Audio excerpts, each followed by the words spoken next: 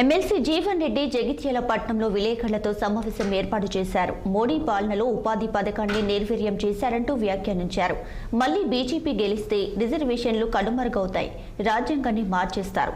మా మేనిఫెస్టో కన్నా మెరుగైన రీతిలో ప్రకటనలు చేయండి అంటూ కిషన్ రెడ్డికి సవాల్ విసిరాడు ఎమ్మెల్సీ జీవన్ రెడ్డి.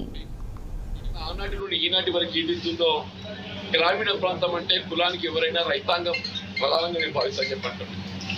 ఆ రైతాంగానికి కావాల్సిన సాగునీటి సౌకర్యం కల్పింపజేయబడటం చెప్పండి.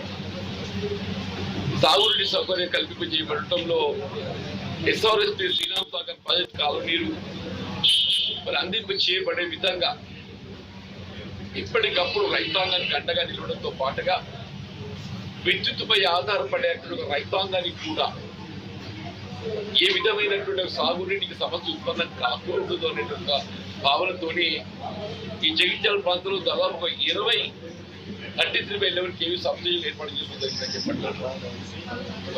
ఏ నియోజకవర్గంలో కూడా ఇంత పెద్ద ఎత్తున సబ్స్టేషన్ ఏర్పాటు చేసుకోవడం అంటే మామూలు విషయం కాదని చెప్పండి.